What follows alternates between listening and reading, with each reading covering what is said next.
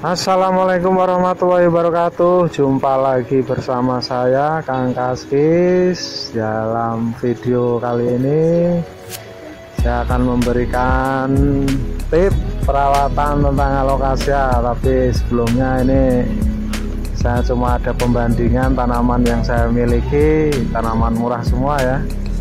Jadi ini ada beberapa jenis anthurium, kemudian caladium, kemudian homalomena, terus ini dari kebun saya ambil ya.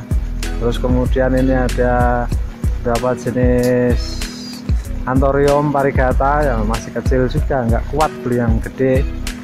Kemudian ini ada magnificum, masih keluarga anthurium, dan ini ada cuminata, ada andansoni, masuk monstera ya.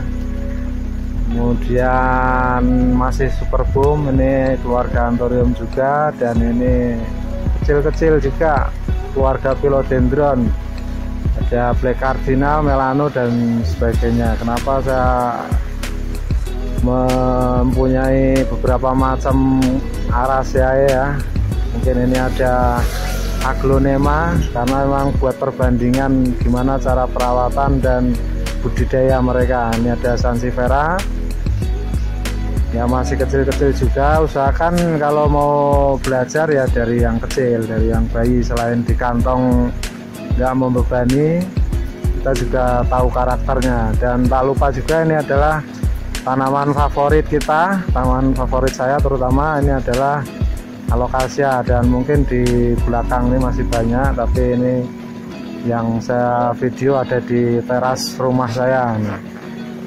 Oke, kali ini saya akan membagikan tip bagaimana cara perawatan yang sederhana saja kepada tanaman alokasia.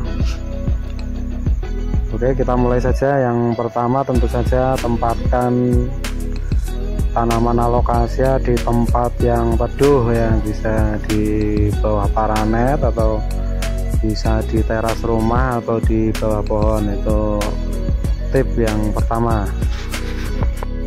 Tip kedua, kita harus mempersiapkan segala sesuatu, mungkin obat atau vitamin yang dibutuhkan dalam perawatan alokasia. Apa aja itu? Yang pertama adalah vitamin B1 ya, fungsinya banyak ini ya. Selain buat vitamin atau nutrisi buat tanaman, bisa juga untuk anti stres ketika kita repotting. Yang kedua adalah fungisida. Fungisida ini sangat penting juga, apalagi di musim penghujan seperti ini. Kita harus selalu siap karena ini untuk membasmi jamur yang ada. Dan yang ketiga adalah bakterisida, menghambat terjadi atau munculnya bakteri yang ada. Selanjutnya adalah insektisida, jadi pembasmi serangga yang mengganggu pada tanaman alokasia kita. Terus ini adalah pupuk cair ya.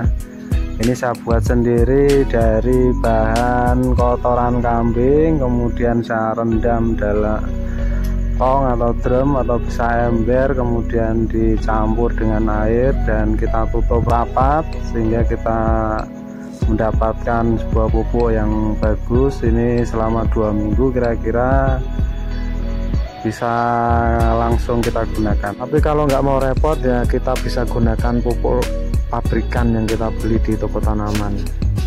Selanjutnya, tips selanjutnya ya, kita dalam penyiraman diusahakan pakai sprayer aja, jangan pakai selang atau gayung. Ditakutkan apa? Karena kalau pakai selang langsung atau gayung, kita terlalu banyak air yang kita siram di dalam media tanam tersebut. Jadi kalau kita pakai sprayer, kita bisa atur besar kecilnya air yang keluar, kemudian tentu saja kita nyemprotnya atau nyiramnya dengan kelembutan ya, jadi kita bisa kira-kira sendiri.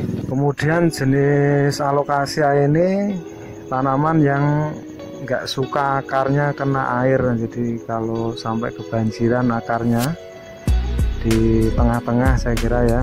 Jadi kalau di tengah-tengah ini terlalu basah, tentu saja akar akan menjadi busuk. Kemudian kalau akar sudah busuk, bonggolnya otomatis menjadi busuk juga. Jadi kalau kita menyiram ya cukup di permukaan saja udah cukup. Yang penting kita jaga kelembabannya dan nggak terlalu sampai basah banget, tapi juga jangan sampai terlalu kering. Jadi kita harus cek media tersebut dengan mungkin telunjuk, jadi kita bisa tahu kelembapan media di tanaman yang kita sayang ini. Saya ambil contoh tanaman Alocasia Black Velvet ini yang seperti video ini, menandakan tanaman tersebut adalah tanaman yang sehat ya. Kita lihat di daunnya yang segar dan kemudian tangkai daun juga kokoh, kemudian seperti bersinar tanpa menggulung daunnya. Itu menandakan kalau Alocasia atau Black Velvet ini dalam kondisi prima atau sehat ya. Jadi kalau di daun itu sehat, pertanda di atas sehat, otomatis akarnya berjalan sebagaimana mestinya. Karena akar adalah representasi dari daun ya. Ketika daun itu mungkin bermasalah, otomatis akar juga bermasalah.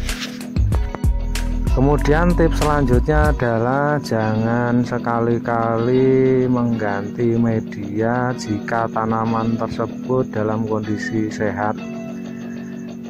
Jadi sebaliknya juga, kalau tanaman itu kurang sehat atau bermasalah, kita harus ganti media tersebut.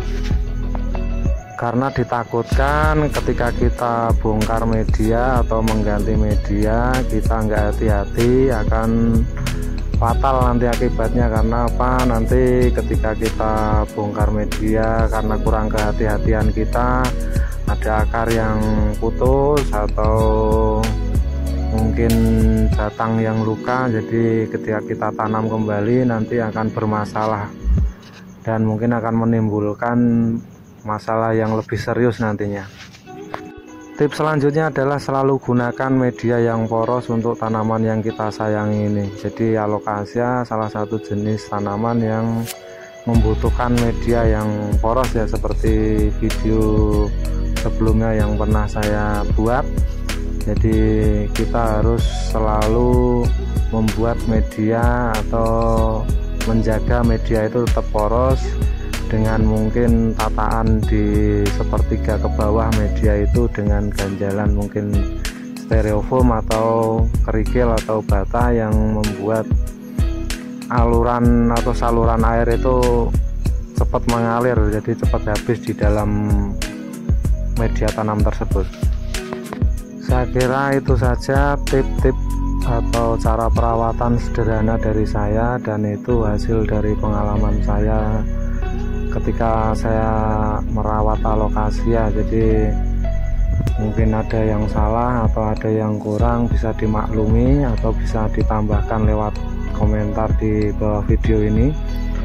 Jadi saya kira cukup sekian, semoga berguna untuk teman-teman semua, dan wassalamualaikum warahmatullahi wabarakatuh.